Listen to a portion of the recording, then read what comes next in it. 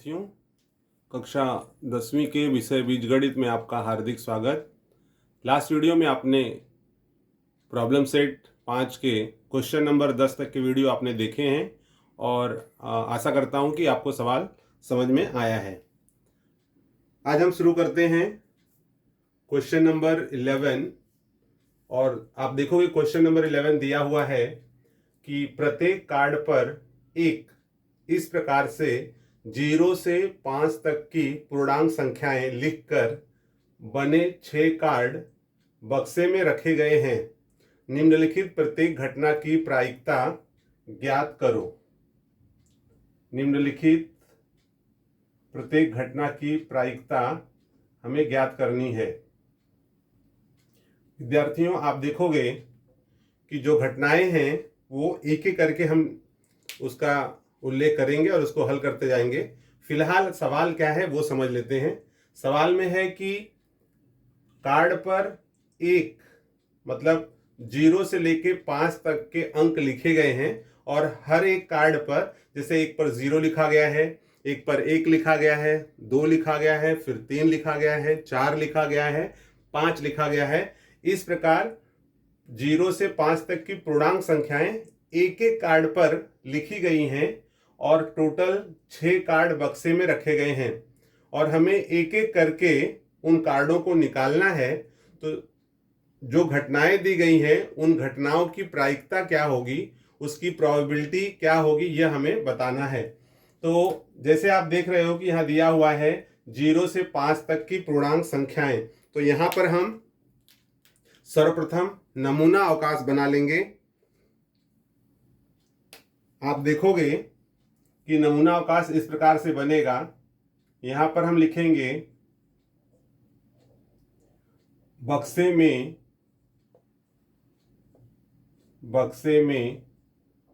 0 से 5 तक के अंक, ठीक है, ये दिए गए हैं। माना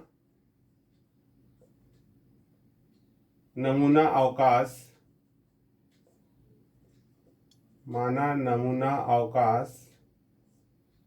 S है, मतलब ये जो अंक 0 से 5 तक के अंक हैं इनका नमूना अवकाश S है। Therefore S equals to 0, 1, 2, 3, 4, 5। Therefore number of S is equals to 1, 2, 3, 4, 5, 6। यहाँ पे मिल गया 6। विद्यार्थियों, आप देखोगे कि 0 से 5 तक के जो अंक हैं उनका नमूना अवकाश हमें प्राप्त हो गया है 6। अब एक एक करके घटनाएं जो दी गई हैं उसके बारे में हम देखते हैं। अब आप देखोगे पहली घटना जो दी गई है उसमें कहा गया है, फर्स्ट जो घटना है, माना ए। अब कहा गया है कि ए में कौन सी घटना है। ए में कहा गया है निकाले गए कार्ड की संख्या प्राकृत संख्या होना, यानी जो कार्ड हम निकालेंगे उसमें 0 से 5 के बीच में या 0 से 5 तक जितने भी अंक प्राकृत अंक होंगे कोई एक अंक निकालना है। तो यहां हो जाएगा माना ए प्राकृत, माना ए एक प्राकृत संख्या मिलना। ओके, ये दिया गया है पहली घटना। निकाले गए कार्ड की संख्या प्राकृत संख्या है, या एक नहीं है, इसमें सभी प्राकृत संख्या है। माना ए प्राकृत संख्या मिलना। तो ए में हमें क्या मिल जाएगा। ए में आप देखोगे 0 ये प्राकृत संख्या नहीं होती है, तो 1, 2, 3, 4, 5। तो यहाँ पर 1, 2, 3, 4, 5 ये संख्याएं प्राकृत संख्या हैं। Therefore number of A equals to 1, 2, 3, 4, 5। क्या हो जाएगा यहाँ पर 5। तो ये हमें मिल गया है नंबर ऑफ ए 5। अब स्टूडेंट्स, आपको निकालना है कि जो प्राकृत संख्या प्राप्त हुई है उसका संभावना या प्रायिकता क्या होगा, तो हम फॉर्मूला जानते हैं कि P of A is equals to number of A upon number of S। ये हो गया सूत्र। अब यहाँ पर सब्स्टिट्यूट करो वैल्यू, जो मान दिए गए हैं, नंबर ऑफ A है 5 और नंबर ऑफ S है 6। So therefore P of A क्या मिल जाएगा, P ऑफ A मिल गया है 5/6। तो इस प्रकार से विद्यार्थियों पहली जो घटना है वो हमें प्राप्त हो चुकी है। अब हम देखते हैं दूसरी घटना। माना B, और दूसरी घटना विद्यार्थियों दिया गया है निकाले गए कार्ड की संख्या 1 से छोटी होना। निकाले गए कार्ड की संख्या 1 से छोटी होना, तो 1 से छोटी संख्या। So therefore B equals to, विद्यार्थियों आप देखोगे 1 से छोटी, तो 1 से छोटी संख्या इसमें क्या है 0, तो यहां हम ले लेंगे 0। Therefore number of B is equals to, कितने अंक हैं 1, तो नंबर ऑफ B हमें मिल गया 1। अब स्टूडेंट्स आपको प्रायिकता कैसे ज्ञात करनी है वो पता हो गया है, तो यहां पर हम इस प्रकार लिखेंगे प्रोबेबिलिटी ऑफ B, या इसको P ऑफ B कहा जाता है। यहां पर B है तो B रखेंगे, number of B upon number of S। Number of B क्या है, वैल्यू सब्स्टिट्यूट कर दीजिए। नंबर ऑफ B आपको मिल जाएगा यहाँ पर 1, और नंबर ऑफ S क्या है 6। So therefore P of B is equals to 1/6। ये स्टूडेंट्स आपको मिल गया सेकेंड का आंसर। अब थर्ड का आंसर आप देखोगे, थर्ड यहां पर दिया हुआ है, माना सी कौन सी घटना है, तो आप देखो कहा गया है निकाले गए कार्ड की संख्या पूर्ण संख्या होना, तो पूर्ण संख्या होने की घटना है। यहां हम लिखेंगे माना C पूर्ण संख्या होना, ये थर्ड घटना है। So therefore C equals to, अब स्टूडेंट्स आपको इसे पहचानना है, जो नमूना अवकाश दिया गया है कि पूर्ण संख्याएं कौन सी हैं। जैसे कि आप जानते हो, आपको पहले पिछली कक्षाओं में भी आपने पढ़ा है कि ये सभी संख्याएं 0 से लेकर के, ये सभी संख्याएं पूर्ण संख्याएं हैं।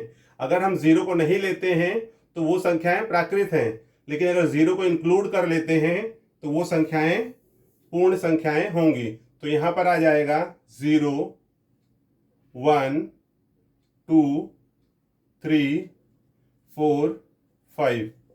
So therefore number of C is equals to 1, 2, 3, 4, 5, 6। यहाँ पे हम लिख देंगे 6।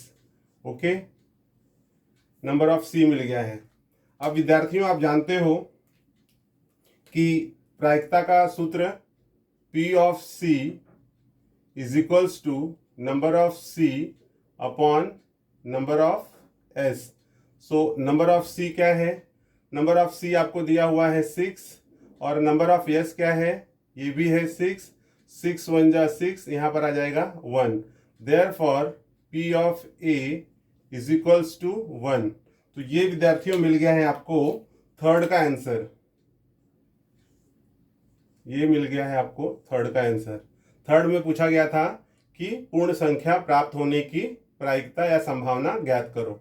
और जो चौथा है स्टूडेंट्स आप देखोगे फोर्थ में कहा गया है निकाले गए कार्ड की संख्या 5 से बड़ी।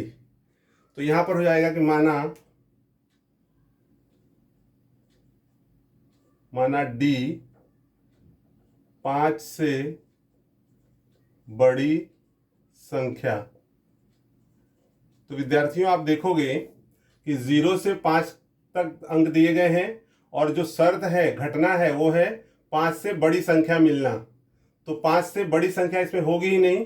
सो देयरफॉर यहां हो जाएगा D इक्वल्स टू, ये हो जाएगा रिक्त, इसके अंदर कोई अंक नहीं आएंगे। So therefore number of D is equals to यहाँ पर नंबर ऑफ डी यहाँ कुछ भी नहीं है तो ये हो जाएगा 0। तो आपको नंबर ऑफ डी मिल गया है 0। अब आपको विद्यार्थियों यहाँ निकालना है जो प्रायिकता है, प्रायिकता का सूत्र P of D is equals to number of D upon number of S। Okay, so number of D क्या है 0, नंबर ऑफ S क्या है 6। सो 6 का आप इसमें डिवाइड करोगे, 6 का 0 में करोगे तो यहाँ पे 0। So therefore P of D is equals to 0। तो विद्यार्थियों ये मिल गया है आंसर आपको लास्ट का। सो आई होप स्टूडेंट्स आपको सवाल समझ में आ रहा है।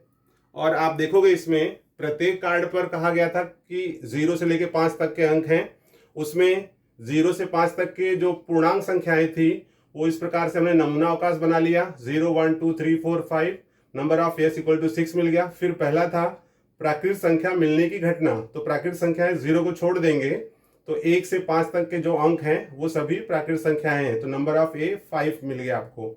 अब है स्टूडेंट्स कि P of A equals to number of A upon number of S. P of A का आपको वैल्यू मिल गया है 5/6। कैसे? नंबर ऑफ ए है 5 और नंबर ऑफ एस है 6, सो 5/6। दूसरा था कि जो घटना हमने बी माना है वो है 1 से छोटी संख्या मिलना। तो जब 1 से छोटी संख्या मिलने की घटना है तो उसमें 1 से छोटी सिर्फ एक ही संख्या है। देखिए 1 से छोटा सिर्फ यहाँ पर 0 है, तो 1 से छोटी संख्या सिर्फ 0 है, तो यहाँ पे आ जाएगा बी और ब्रैकेट में यहाँ पर 0 मिल गया। So number of B equals to 1, क्योंकि एक ही डिजिट है तो 1। P of B equals to number of B upon number of S, so P of B equals to 1/6। उसी प्रकार से C है पूर्ण संख्या मिलना, तो पूर्ण संख्या अब आपको दिया गया है, पूर्ण संख्या कौन सी है? तो जैसे यहाँ पर दिया गया है 0 से लेकर के 5 तक के जो भी अंक हैं वो सभी संख्याएं पूर्ण संख्या है। इस प्रकार से विद्यार्थियों आप देखोगे कि आपको नंबर ऑफ C 6 मिल गया, और P ऑफ C जब हमने फाइंड आउट किया तो हमें number of C upon number of S 6/6 1 मिल गया। सो यहाँ पर आ जाएगा स्टूडेंट्स P ऑफ A ना होकर के P ऑफ C, ये इसको आप चेंज कर लोगे, P of C equals to 1। और फिर फोर्थ वन है माना D 5 से बड़ी संख्या, तो 5 से बड़ी संख्या इसमें होगी ही नहीं। यहाँ आप नमूना अवकाश में देखिए तो 5 से बड़ी संख्या नहीं होगी, तो यहाँ पर हम लिखेंगे D इक्वल्स टू, ये रिक्त होगा। So number of D equals to, कोई डिजिट नहीं इसलिए यहाँ पे 0, number of D upon number of S, number of D है यहाँ पे 0 अपॉन 6 का आप डिवाइड करोगे तो 0 मिलेगा। Therefore P of D equals to 0। I hope students आपको सवाल समझ में आए हैं। यदि आपको सवाल समझ में आए हैं तो इसे सब्सक्राइब करना न भूलें, साथ में शेयर जरूर करें और बेल आइकन को प्रेस करें ताकि आपको नए सवालों के जो वीडियो हैं वो प्राप्त होते रहें। स्टूडेंट्स कमेंट करें, कमेंट करने से हमें एक प्रेरणा मिलती है ताकि हम आपको और अच्छे वीडियो बनाएं और आप तक पहुंचाते रहें।